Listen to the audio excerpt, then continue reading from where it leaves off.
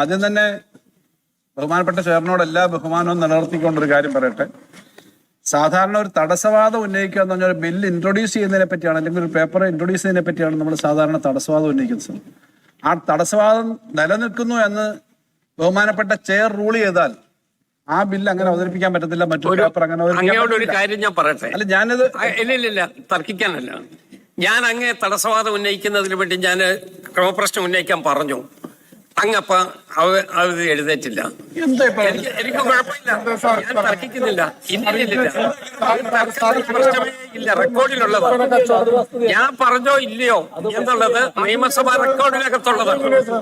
തടസ്സവാദം ഉന്നയിക്കുന്നതിന് വേണ്ടി ഞാൻ അങ്ങേ ക്ഷണിച്ചു. സാർ, ചെയറിനെ ചോദ്യം ചെയ്യുന്നതില്ല, പക്ഷെ കാര്യങ്ങൾ ശ്രദ്ധപ്പെടുത്തണല്ലോ. അങ്ങോട്ട് ഞാൻ ഇന്ന് ചോദിച്ചത് എന്താ സാർ, 2 ബില്ലുണ്ട് ഇപ്പോ സാർ. 1 മണി മുതൽ 2 മണി വരെ സാധാരണ അപ്രോപ്രിയേഷൻ ബില്ല, അതൊന്നും നമ്മള് അപ്പൊ അപ്രോപ്രിയേഷൻ ബില്ലാണോ എടുക്കുന്നത്, ഫിനാൻസ് ബില്ലാണോ എന്ന് ഞാൻ ചോദിച്ചു. അപ്പൊ ഫിനാൻസ് ബില്ലാണെന്ന് പറഞ്ഞു. എനിക്കിപ്പോ അങ്ങനെ അങ്ങ് പറഞ്ഞു, ഇന്നിച്ച് ചോദിച്ചു. ഇനിയിപ്പോ ഞാൻ പറഞ്ഞു ഇനി അങ്ങനെ ശ്രദ്ധിച്ചാൽ മതി. ഇപ്പൊ വന്ന് അദ്ദേഹം അവതരിപ്പിച്ചു കഴിഞ്ഞാൽ അവതരിപ്പിച്ചെന്നുള്ളത്, പക്ഷെ തടസ്സം നമ്മൾ ഉന്നയിക്കുകയാണ്. സാർ, ഞാൻ അങ്ങ് ദയവായിട്ട് ഞാൻ പറയുന്നത് ശാന്തമായി കേൾക്കും. നമ്മൾ ഇതിനകത്തൊന്നും അഗ്ലി ഹേസ്റ്റിനെസ് വേണ്ട. പിഴവ് ആർക്ക് വേണമെങ്കിലും വരാം, പിഴവ് എനിക്കും വരാം, എല്ലാവർക്കും വരാം. ഞാൻ പക്ഷേ റെക്കോർഡ് നോക്കിക്കോണം ഞാൻ അങ്ങേ വിളിച്ചോ ഇല്ലയോ എന്നുള്ളത്. അത് പിന്നീട് പരിശോധിച്ചാൽ അത് മനസ്സിലാക്കിയാൽ മതി.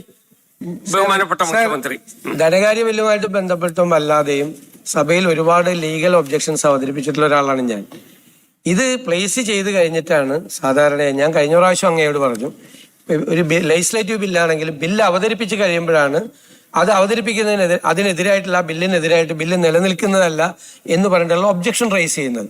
അങ്ങനെ ഈ സഭയുടെ റെക്കോർഡുകൾ പരിശോധിച്ചാൽ അറിയാം, ഞാൻ നിരവധി പ്രാവശ്യം, ഒരുപക്ഷെ ഈ സഭയിൽ ഇപ്പൊ ഇരിക്കുന്ന ഈ സഭയിൽ ഏറ്റവും കൂടുതൽ പ്രാവശ്യം ലീഗൽ ഒബ്ജക്ഷൻസ് അവതരിപ്പിച്ചിട്ടുള്ള ഒരാളാണ് ഞാൻ.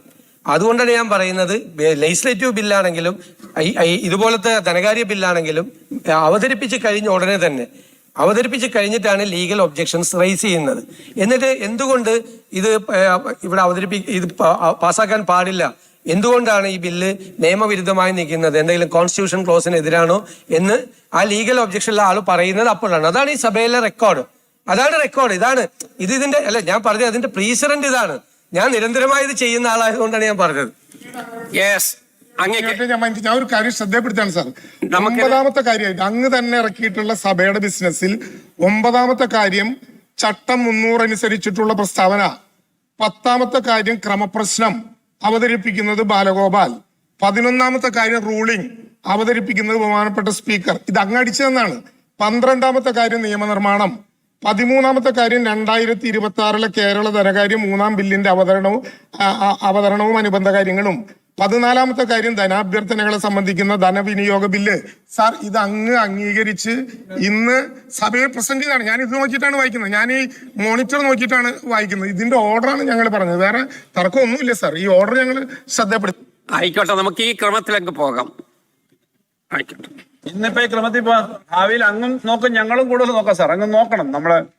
സാർ, ഇത് സംബന്ധിച്ച് ഇവിടെ ഇന്നിപ്പം അവതരിപ്പിക്കുന്ന ഈ ബില്ല് സാധാരണഗതിയിൽ ഇങ്ങനൊരു ബില്ല് വരുമെന്ന് നേരത്തെ തന്നെ പ്രതീക്ഷയില്ല. കാരണം ഇത് BSCക്ക് 2ാമത് റെഫർ ചെയ്തൊരു ബില്ലിന്റെ സമയം വന്നു. സാർ, ഈ ബില്ല് അവതരിപ്പിക്കുന്നത് കഴിഞ്ഞാൽ സാധാരണഗതിയിൽ ഇത്തരം ഒരു ഫിനാൻസ് ബില്ല് വന്നാൽ സബ്ജക്ട് കമ്മിറ്റിക്ക് പോകേണ്ടതാണ്. സബ്ജക്ട് കമ്മിറ്റിക്ക് പോകുന്നേ ഇല്ല, ഇവിടെയാണ് ചർച്ച. സാർ, ഇത് വളരെ ധൃതി പിടിച്ചിട്ട് കൊണ്ടുവന്ന ഒരു ബില്ലാണ്.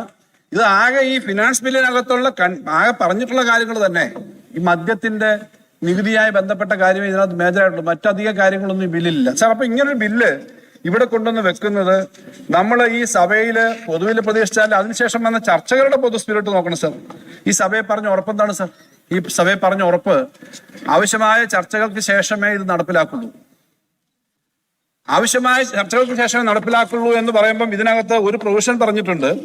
ഇതിനകത്ത് ആദ്യം തന്നെ 3ഉം 4ഉം അനുസരിച്ചിട്ട് ഒരു നോട്ടിഫിക്കേഷൻ ഇതിനകത്ത് അധ്യായം 1-നകത്ത് തന്നെ സബ്സെക്ഷൻ 1-നകത്ത് 3ഉം 5ഉം വകുപ്പുകൾ സർക്കാർ ഔദ്യോഗിക ഗസറ്റ് വിജ്ഞാപനം വഴി നിശ്ചയിക്കുന്ന അത്തരം തീയതി മുതൽ പ്രാബല്യത്തിൽ വരുന്നതാണ്.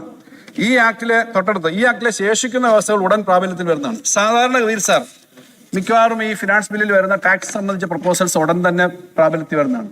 സർ, ഈ സഭയ്ക്കകത്ത് ബഹുമാനപ്പെട്ട മുഖ്യമന്ത്രി നേരത്തെ സംസാരിച്ചതിൽ നിന്നും വ്യത്യസ്തമായി ഇത് ആ ഒരു വിശ്വാസ്യത സഭയോട് എടുത്തിട്ടില്ല. പൊതുവിൽ ഇത് ഗവൺമെന്റിനകത്ത് ചർച്ച ചെയ്തോ നയത്തിന്റെ പ്രശ്നമാണോ എന്നൊക്കെ ഉള്ളത് നേരത്തെ തന്നെ ചർച്ച നടക്കുന്നതാണ്. അപ്പം പൊതുവിൽ ഈ സഭയിൽ പറഞ്ഞതനുസരിച്ചിട്ടുള്ള കാര്യങ്ങളല്ല വന്നേക്കുന്നത്. സബ്ജക്ട് കമ്മിറ്റി ഇത്രയും പ്രധാനപ്പെട്ട ഒരു കാര്യം സബ്ജക്ട് കമ്മിറ്റി ചർച്ച ചെയ്യാതെ സാധാരണ എന്തെങ്കിലും വന്നിട്ടുണ്ട് സാർ? അങ്ങ് തൊട്ടു മുമ്പ് ഉള്ള നിയമസഭയിൽ സബ്ജക്ട് കമ്മിറ്റിയിൽ ഏറ്റവും പ്രധാനപ്പെട്ട അംഗമായിരുന്നു. ഞാൻ ചെയർമാനായിരുന്ന ഫിനാൻസ് കമ്മിറ്റി ചെയർമാൻ എന്ന നിലയിൽ അങ്ങ് വളരെ സഹകരണാത്മകമാണ്. ചില കാര്യങ്ങൾ ഡിസെന്റ് ഒക്കെ പറയും, അത് ആ ചർച്ചകൾ നടത്താറുണ്ട്. പക്ഷെ ഏതെങ്കിലും ഒരു കാര്യം, ഇതുപോലൊരു കാര്യം, ചെറിയൊരു കാര്യമായ പോലും സബ്ജക്ട് കമ്മിറ്റി പോകാതെ നമ്മൾ വെച്ചിട്ടുണ്ടോ? അപ്പൊ സബ്ജക്ട് കമ്മിറ്റിക്ക് പോലും സമയം കണ്ടെത്താതെ ഇവിടെ ഇങ്ങനൊരു ഫിനാൻസ് ബില്ല് കൊണ്ടുവന്നിരിക്കുന്നത് വാസ്തവത്തിൽ നിയമസഭയുടെ എല്ലാ അവകാശങ്ങളെയും എടുക്കുന്ന ചർച്ചകൾ അനുവദിക്കാത്ത, ചർച്ച വേണ്ട എന്നൊരു സമീപനത്തിന്റെ ഭാഗമാണ് സാർ. സാർ, ഈ നിയമത്തിനകത്ത് KGST നിയമത്തിൽ ഭേദഗതി വരുത്തുന്ന 0.5 മുതൽ 10 വരെയുള്ള ആൽക്കഹോൾ അടങ്ങിയിട്ടുള്ളതിന് 175%, ഈ 10 മുതൽ 20% എന്നുള്ളതിനകത്ത് 120%, 175% യഥാക്രമം ഏർപ്പെടുത്തിയിട്ടുള്ള ഒരു ബില്ലാണിത്. സാർ, ഈ ബില്ല് യഥാർത്ഥത്തിൽ കേരളത്തിലെ ചർച്ച ചെയ്യണമെന്ന് എന്തുകൊണ്ടാണ് പറഞ്ഞേ? 3 വർഷക്കാലമായിട്ട് ഇത് ധനകാര്യ വകുപ്പ്, ടാക്സ് വകുപ്പ് അനുമതി കൊടുക്കാത്തതാണ് സാർ. അനുമതി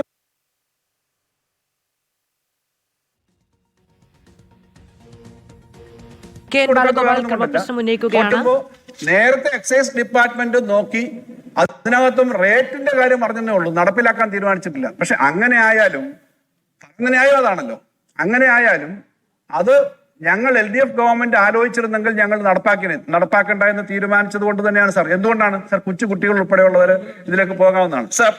അങ്ങനൊരു കാര്യം വന്നിട്ട് അത് നടപ്പിലാക്കിയില്ല സാർ. നടപ്പിലാക്കാതെ ഒരു പുതിയ ഗവൺമെന്റ് വരുമ്പോ ആ ഗവൺമെന്റിന്റെ എക്സൈസ് നയം, UDFന്റെ നയം, ആ നയത്തിന് വ്യത്യസ്തമായി വരുന്നു.